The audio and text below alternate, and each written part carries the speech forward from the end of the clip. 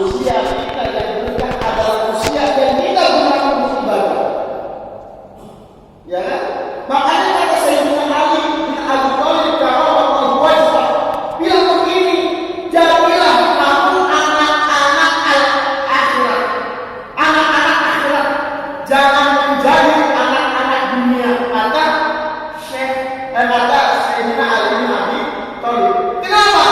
Karena kalau di dunia waktunya beramal, bukan hisab, bukan perhitungan. Tetapi akhirat waktunya perhitungan, bukan beramal. Nah, kita harus tahu Pak, kondisi kita di dunia ini bukan lagi ngitung amalan kita. Justru di dunia ini kita lagi apa? Memperbanyak amalan kita. Makanya kalau kita usianya sudah mendekati 60 tahun, istilah kegiatan-kegiatan kita dengan menebar kebaikan. Ya. Bapak Ibu yang dimuliakan oleh Allah Subhanahu wa taala, selain kita membaca basmalah, dianjurkan pula membaca ta'awuz sebelum basmalah. A'udzubillahi minasyaitonir rajim. Bismillahirrahmanirrahim. Di kata Syekh Abdul Rahim Al-Bajuri dalam kitab Hasyiah Fathul Qorib menyatakan bahwa kita dianjurkan untuk membaca ta'awuz sebelum membaca basmalah. Di mana saja. Jadi kalau Bapak mau makan, sebelum baca basmalah, ta'awuz dulu. Ya. Bapak mau sholat, ta'awuz dulu. Kayak tadi imam kita dengarkan sebelum baca surat lain, basmalah sebelumnya disirrikan, sirri dengan suara kecil itu dengan ta'awuz. Bismillahirrahmanirrahim. Jadi ta'awuz ini bagian daripada ibadah dan diiringi dengan basmalah.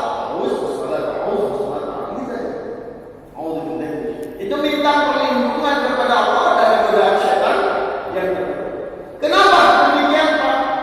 Karena di dalam wudu itu memiliki hikmah luar biasa. Kata Nabi, ada Rasulullah qol, "Idza wada'a al-abdul muslimu aw al-mu'minu fa ghasala wajhahu, kharaja min wajhihi kullu khati'atin nadhara ilayna bi 'ainayhi ma'al ma'a wa ma'a akhiril ma'."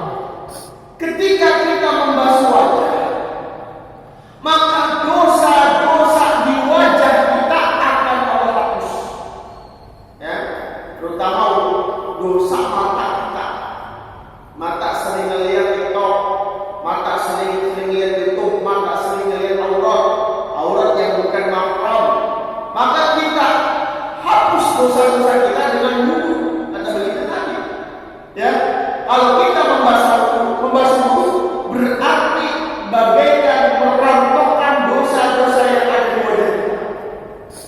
Ya, sampai tetes akhir wudu kita.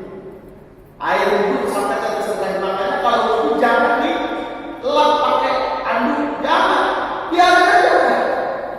Maka kata para ulama, kalau kita wudu dilap